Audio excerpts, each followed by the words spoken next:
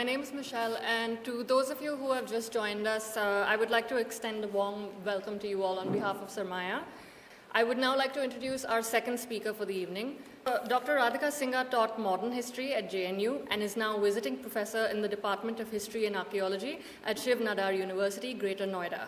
An interest in the history of Indian labor and its transnational circulation developed slowly into a book titled The Coolie's Great War, Indian Labor in a Global Conflict, 1914 to 1921. Please welcome Dr. Singha to the podium. I begin by thanking Dr. Paul Abraham and the Sarmaya team. So Bombay is a place I associate with research for this book. The last time I came to the Asiatic Library was in 2017. And it's always been such a pleasure to come to this beautiful building and to go through its fantastic resources. So today, I wanted to somehow bring Bombay into the picture. And in writing about Bombay's record in World War I, the official history is somewhat apologetic about Bombay because it says, Bombay couldn't contribute much in the way of recruits because in Bombay, you didn't have so many communities who were used to military service. And though the Marathas had been taken in from the 1890s, their mettle still had to be tried on the battlefield. But actually, Bombay was absolutely crucial to the world, to the war. It actually occupied a crucial position in the mobilization of imperial resources for World War I. And one index of this is a small, I think very beautiful monument on Ballard Estate, which actually gives a list of facts and figures, which say it all. In the port of Bombay in the Great War, 1,870,000 troops and personnel embarked and disembarked at the docks.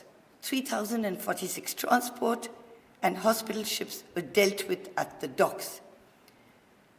And to conclude, so many tons of military stores were shipped from the port. So this is a very, very significant list of statistics because we're talking both of people who were moved through the port and people who came back through that port and then went out again. Now, so in a sense, Bombay was less a gateway to India or a gateway from India. It was actually like a toll gate. People came and people left, and then people came again.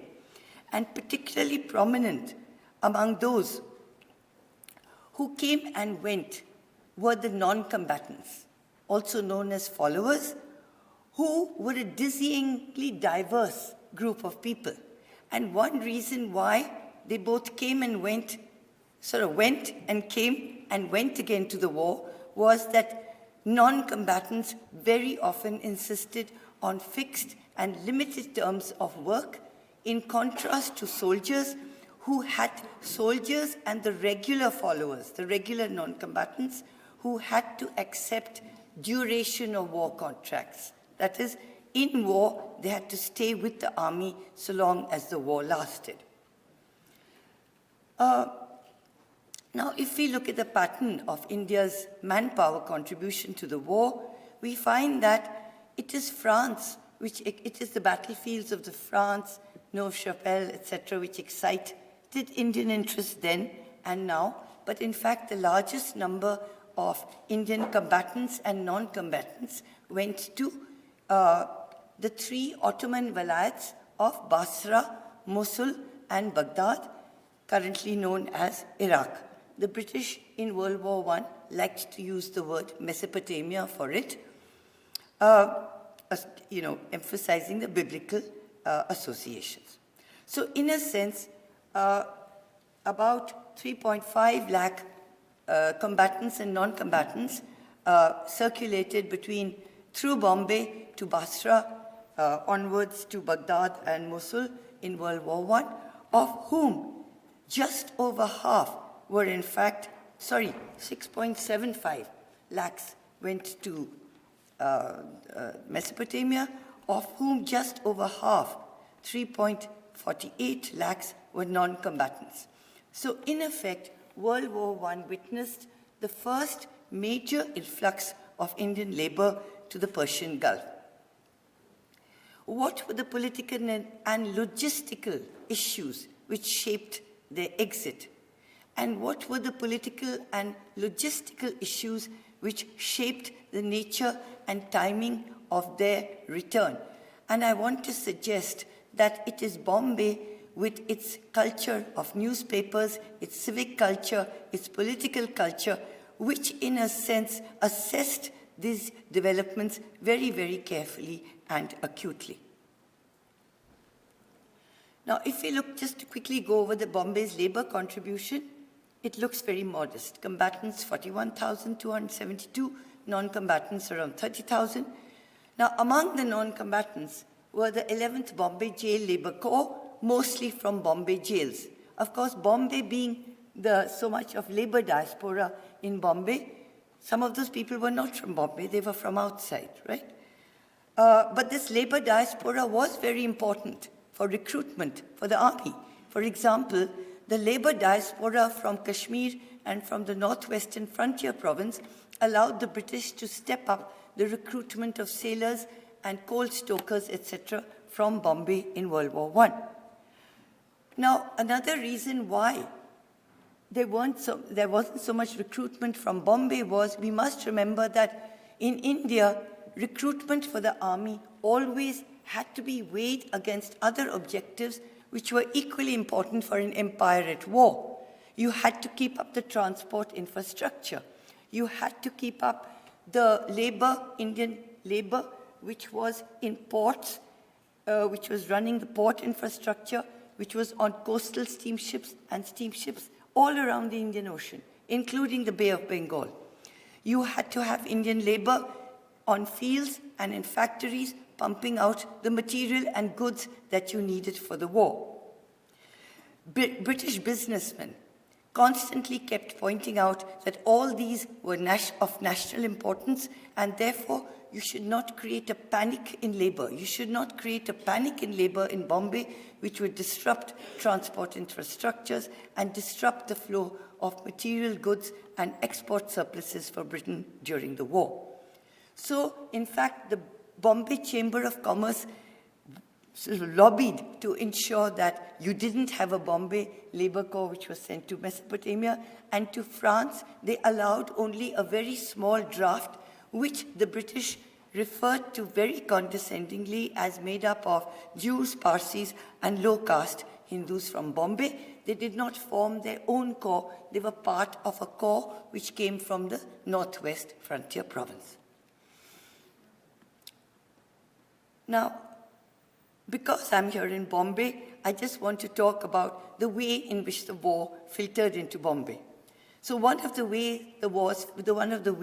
in which the war filtered into a commercial city like Bombay was through money and through the raising of funds for the war, both by private charity as well as very systematically through all the mobilization around the first war loan and the second war loan, and Bombay stood at the head of every other city in the amount of money which it mobilized for the war loan. Now, as a result, one of the ways in which the war filtered into people's everyday life was that due to a shortage of silver, people for the first time had to accept the use of small denomination currency notes. So you can see here that they're trying to literally reassure people that this is like the 1 rupee, coin, right? So you can see that they've transposed the coin onto the note. Now here's what I think is a beautiful poster. It's by Dhurandhar. Dhurandhar was a person who used to make posters for cinema. He was a Marathi artist. He used to make posters for the cinema.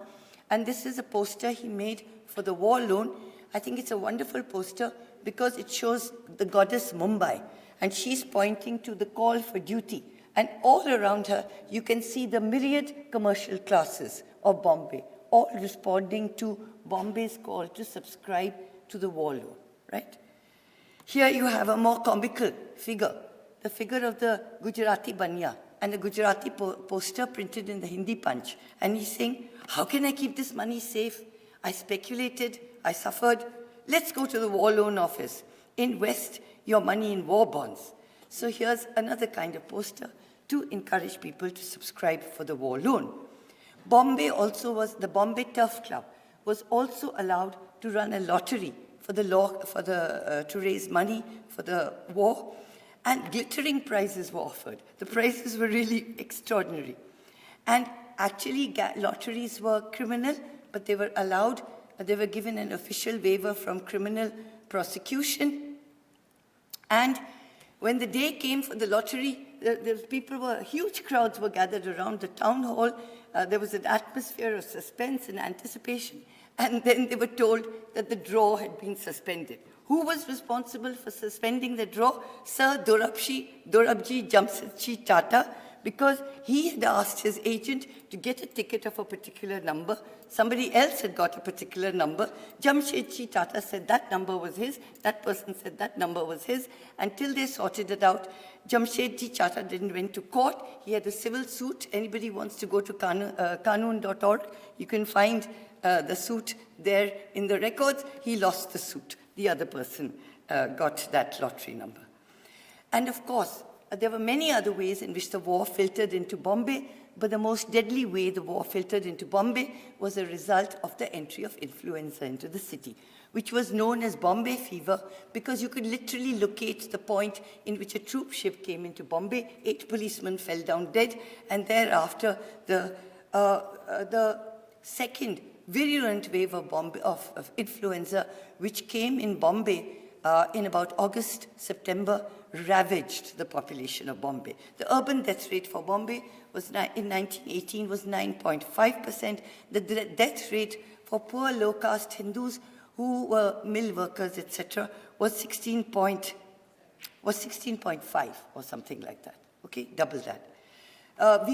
The famous economist Vera Anstey was in Bombay during that time, and she said at that point the deaths from influenza in Bombay city averaged between 700 to 800 per day, and she saw an unending procession of bullock carts laden with wood which filed through the city to the Hindu cemetery in Queen's Road. Among the Parsis, there was also a debate about that time about whether, given the way the bodies were piling up, whether they should actually use cremation to some extent.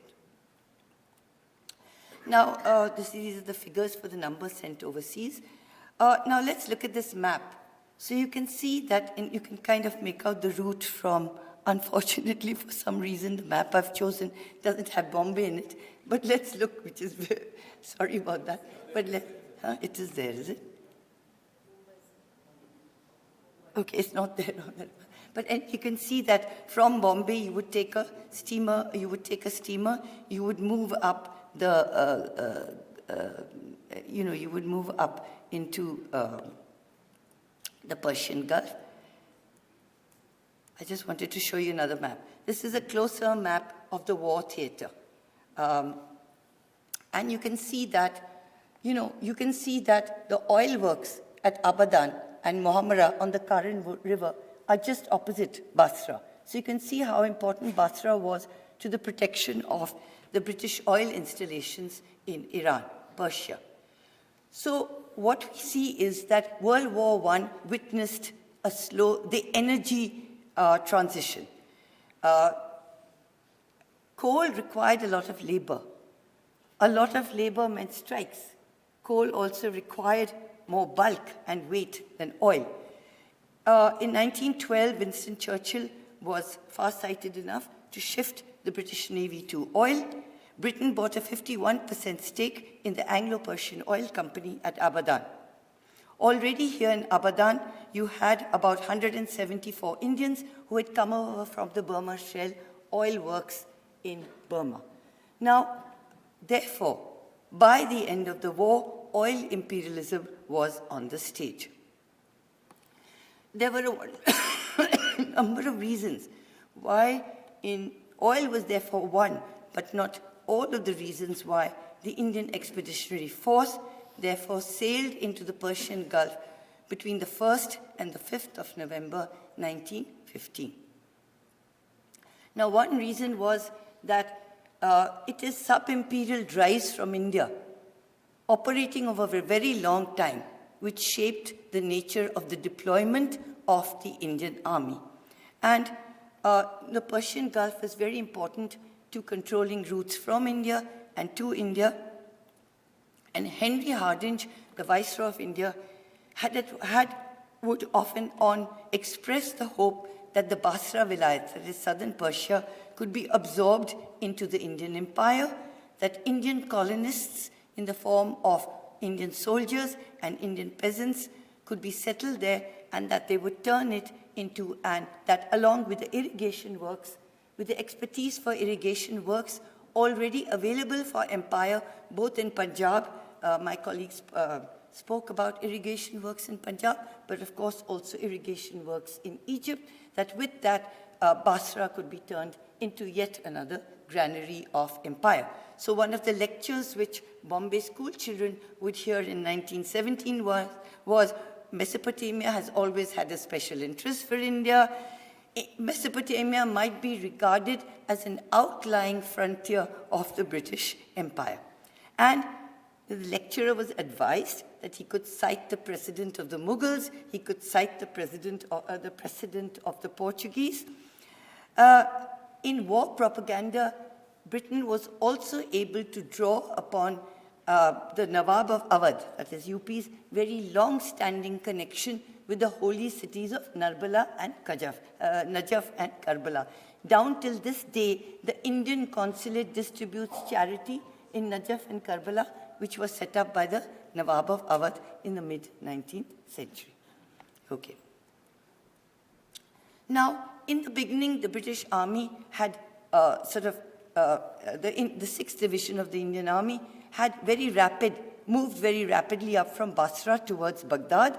And at that point, with, it looking as though the British had to withdraw from Gallipoli, it was very important for Britain to register what Austen Chamberlain, the Secretary of State, called a striking success.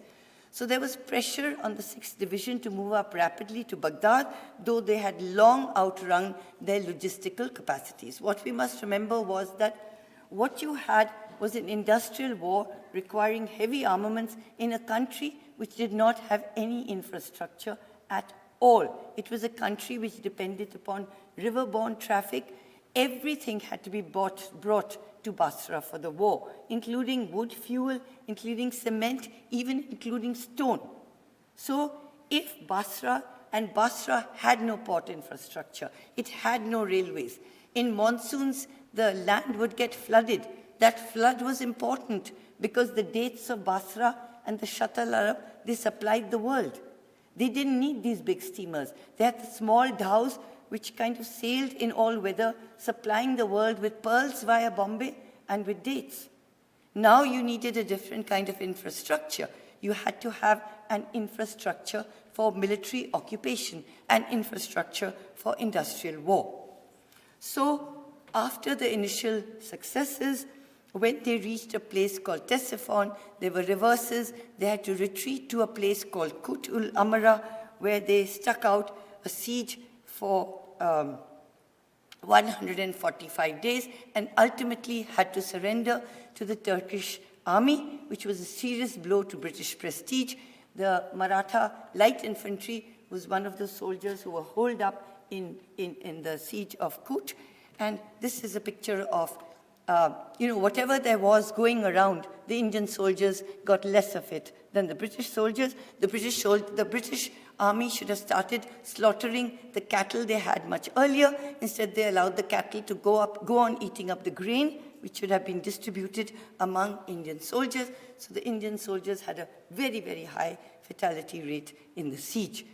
There's also a very interesting way in which the war contributed to the mobilization of political platforms in India.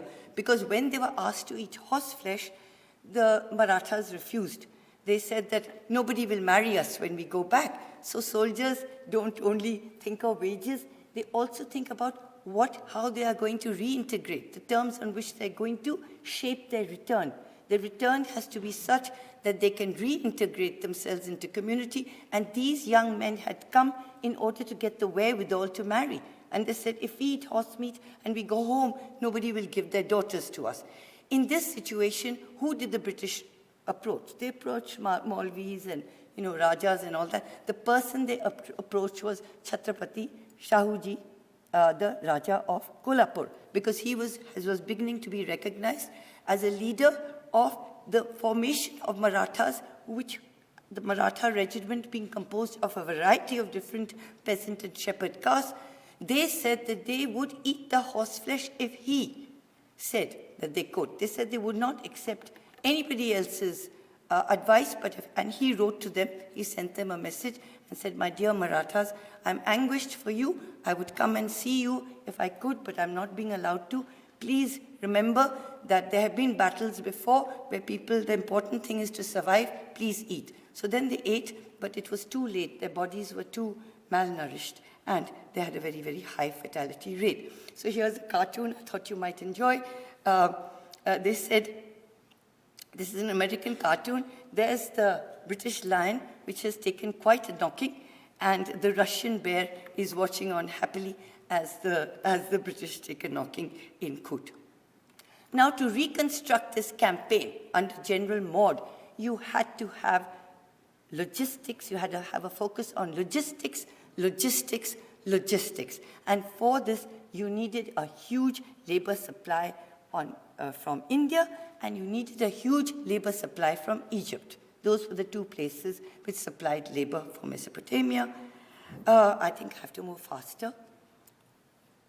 Now, there was a bottleneck in labor supply. As I told you, India was very well connected. Bombay and Basra were very well connected information-wise with the Persian Gulf.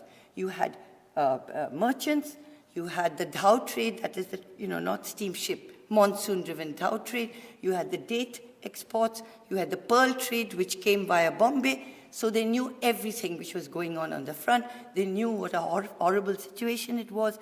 So the first thing they needed urgently was latrine cleaners, because a cholera epidemic had broken out in Basra. And this was my entry point into an interest in this topic of World War I, because in 2003, at 4, there was talk under the Vajpayee government of sending Indian troops to Iraq. And I went to the archives to find out what had happened in World War I and came across these confidential files. I said, why are files about needing latrine cleaners confidential? That was because these poor people were going to be sent into a thick of a cholera epidemic in Basra. And they needed both sweepers as well as dhobis for the new hospitals which were being set up for troops over there. So for cleaners, they recruited from jails as well as from criminal tribes. Now, there was another crisis later in 1916. The army was totally crippled. There were ships which supplies had come from India. They could not even come towards Basra. They were on the high seas, because you had to have lighters to unload the ships and bring them in. You had to have people to stack the stuff and store it. You had to build dock and port facilities. So the next thing they did was that they recruited prisoners from jails, and in fact, ultimately for the Mesopotamian campaign, they recruited 7 porter and jail labor corps from India. So before Putin recruited prisoners, the British Empire had, recruited a fairly substantial amount of prisoners from Indian jails. The other group they recruited from in the early stages of the war were the Santalis from Saltal Parganas and Chota Nagpur, that is from contemporary Jharkhand. So what is interesting is that when you move to non-combatant labor, you really move away from a very Punjab-dominated account of World War I, and you move away from the so-called martial classes, which in any case, as Ravi pointed out, were kind of expanding in World War I, but you move away from the martial classes and you move away to low castes and the margins of society. Now, what is interesting is the army kept telling the government, have a system of general labor impressment, and the government never agreed. They preferred more subtle, partial, local strategies of forced recruitment rather than any kind of all-India system of general impressment, that is forcible labor recruitment. Now, this was because in 1916 to 1917, there was a full-scale campaign in India against the system of indentured migration from India to the sugar plantations of empire. So there was this concern on the part of the government of India that if they forced people to go to Mesopotamia, it would be read as another way to introduce indentured migration through the back door.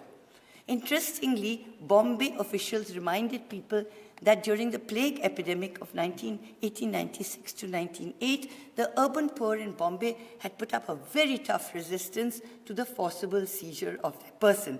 And the army secretary at that time, Bingley, had been in Bombay during the plague epidemic, so they had learnt their lesson.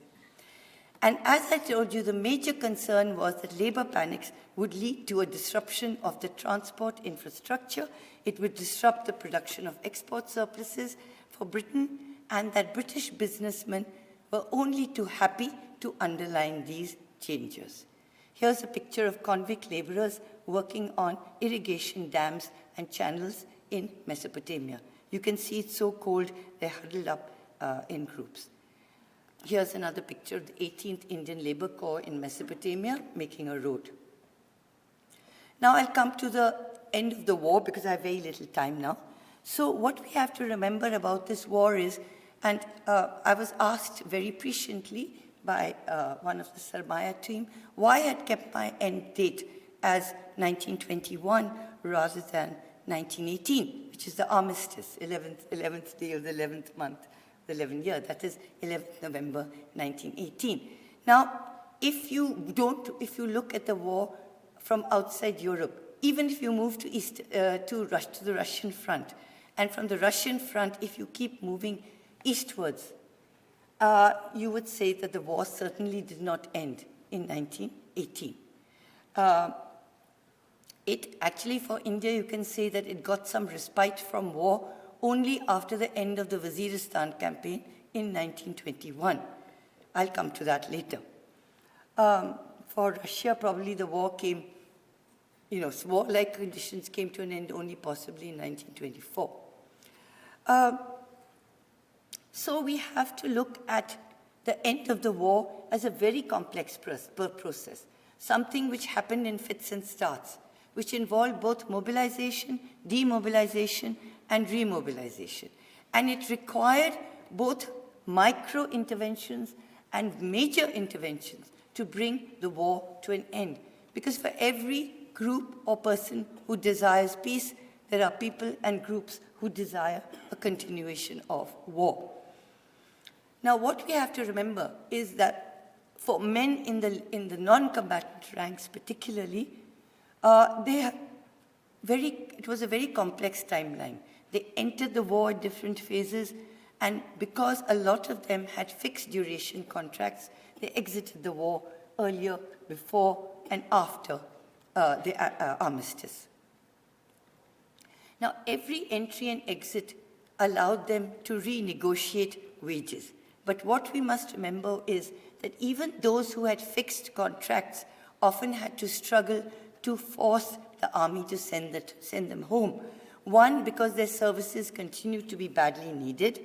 Secondly, because shipping was under great pressure. Shipping was in short supply, and giving labor priority in shipping was not an issue for the British Army. So they had to struggle to bring about their exit from the war. So what happened on 14 December 1918? We find that one unit of the Bombay Jail Labour Corps went on strike. They had been enrolled on 1st December. They had started getting their wages, which were about half what free labor got from 1st December 1916. They began to cheer loudly on 1st December 1918, thinking they were going to go home. Instead, they were told that actually their contracts began only on 23rd December, when they actually arrived in Mesopotamia. They disputed that. And then they were told that not only does your contract begin on 23rd December, conclude on 23rd December, but you'll have to wait and go on working till when we get you shipping. Now, the strike, they had been doing some brutally taxing work in a canal, cutting earth and stone in very sharp winter under bitterly cold conditions. And this was, they just wanted to come to an end. It was just a half-day strike. But they got punished, the leaders got punishments ranging from 5 to 6 years of rigorous imprisonment. But they did secure repatriation home that month for the rest of the Bombay jail labor corps, that is those who were on 2-year contracts. Now, within this loop, we think of events happening only in one place or only in another place. But actually, it's in this loop, continuous, dense loop, in this flow of people between Basra and Bombay, that various political platforms, as I pointed out earlier, were emerging. And one of the factors is that the labor problem in Mesopotamia was linked to a political problem which was emerging in India. This labor problem was that even after the armistice, even as late as mid-1919, you had 113,000 Indian combatants and 118,000 Indian non-combatants in Mesopotamia. These people were absolutely crucial to the railways, postal services, and the inland water transport, because river transport continued to remain important in Mesopotamia. Now, these people had been taken to Mesopotamia under military contracts. Why were they taken under military contracts? Because it allowed the government of India to cast it as an enterprise for the war. If they had said it was a civilian recruitment, they would have run into trouble because it would have associated recruitment for Mesopotamia with the now very stigmatized system of indentured migration. But now the war was supposed to have come to an end. So technically, they were keeping these people on illegally. How did they solve the problem? They solved the problem by a fiction. They said that this labor was still under military command, though in fact it had been transferred to the civilian administration of the British who were still in occupation in Mesopotamia. Now, while Indians were still needed as labor, they were not wanted as settlers. It was felt the Arab Bureau of the British Empire was in the ascendancy over there. People like Gertrude Bell, who was an archaeologist, who became basically archaeologists became very, very important, both through the intelligence and information network. T. Lawrence, Gertrude Bell, all these became very important. And this Arab Bureau was not in favor of giving over the administration of Baghdad, of Iraq, to the government of India. And they felt the Arabs did not like the Indians. We don't know whether they liked the Indians or not.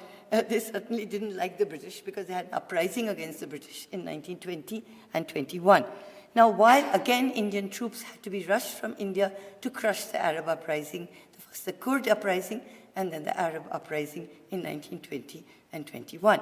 In the meantime, while they needed Indian soldiers and laborers, they had passed passport regulations in India which put immigration restrictions on Indians, and there was a deportation of unauthorized Indian peddlers and traders. Now, the government of India was not happy with this development. It tried to protest because it knew it would not go down well in India. And we have the Secretary of the Department of Commerce and Industry protesting against these immigration restrictions, pointing out, he said, Mesopotamia was conquered largely by the aid of Indian troops. We stripped India bare. We tore up miles of railway line. We denuded India of engines, rolling stock, engine material, and even foodstuffs, actually to the point of danger. So what we have is imperial overstretch. And the question arose, was the Indian army going to be an extension of the British army in the Middle East? Punjab continued to be important as a recruiting ground, so the British extended wartime ordinances into peacetime, which meant the extension into peacetime of summary detention without trial. This compromised the promise of post-war political transformation. Now, across the political spectrum, even those who were not on the sort of, you could say, the militant nationalist front, where we would put people like Gandhi, Tilak, the Shaukat Ali, Muhammad Ali, etc., but even very conservative people people on the conservative side of the political spectrum protested vehemently against 4 post-war deficit budgets because, as Ravi pointed out in his talk, military expenditure continued to soar as a result of the war with Afghanistan, then the war with Waziristan. You had soaring military expenditure, so the war seemed to go on and on. And the fiscal deficits seemed to go on and on. So what you had was, in India, a demand for military retrenchment, the criticism of Indian troops in Egypt and Mesopotamia, who were being used both in Egypt and Mesopotamia to suppress uprisings against British rule, and Bombay newspapers were in the forefront of this campaign to bring Indian troops back from Egypt and Mesopotamia and to bring the war to a close. You have both the Maratha. Tilak had passed away by then. He passed away on 1st August. But I don't know who was the editor there, but it was still associated with him. This is the kind of vehement criticism which the Maratha has said. He said, the use of our soldiers to trample down freedom in the Near and Middle East brands us as a nation of mercenaries in the eyes of our Asiatic fellow brethren, as we have already been branded now as a nation of coolies by the British colonies. And the next issue, it said, why should Indians die in these lands, earning dividends for oil speculators and dishonor for their countrymen? Because by then, vast quantities of oil had been found in Mosul, in the northern areas of Iraq. And the Bombay Chronicle, and I'm so happy that Horniman Circle still continues to be known as Horniman Circle, because if there was a person who really stood up for a vibrant public sphere in Bombay and for the rights of Indians to express themselves on all matters in Bombay, it was Benjamin Horniman. And in the Horniman also, Bombay Chronicle also waged a long campaign to withdraw British troops, to withdraw Indian troops from Iraq. He said, what has India to gain by sending her sons to fight the sordid squabbles of international financiers? Now, it is therefore in this extended period after the armistice, when India's manpower and material resources continued to be tapped to sustain Britain's spheres of interest in the Middle East and West Asia, that an idea of Asia arose, an Asia which was not extending towards Southeast Asia, but an Asia which was extending to Muslim-majority countries, Arab-speaking countries of the former Ottoman Empire, Arab-speaking countries extending from Syria to Lebanon, to Palestine, to Iraq. And here, these were the countries feeling the oppressive weight, now not of German militarism, but of the post-war ambitions of the French and British empires. Now, once it's interesting that it's after I had prepared the lecture for this talk that the report came in the papers that, in fact, indeed, already workers were being recruited for construction from both Haryana and UP for construction work in Israel. Trade unions have protested against this. The Hindu did a very good investigative article on it. They have been told they will get salaries of 1.37 lakhs, but from this cost of accommodation, I'm quoting this all from the Hindu article of 15th January. The workers will have to purchase their own tickets. They will have to pay for accommodation, food, and medical insurance. They are not, most importantly, they are going to a conflict zone, but they are not registered with the Ministry of External Affairs e-migrate portal.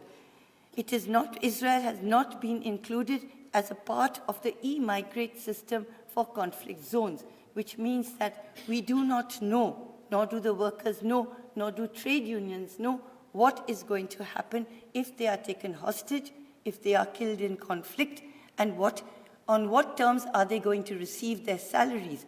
Because one newspaper report said that their salaries would be lodged with their employer till they return home. So we are again in 2003 to 4.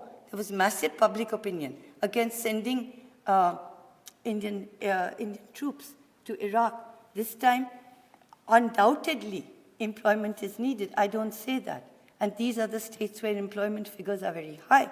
But what I'm saying is that we seem to be going down a road again where we are kind of using our labor as an instrument of Indian foreign policy, but we are very unclear still. At least the Hindu article suggests that the terms are very unclear.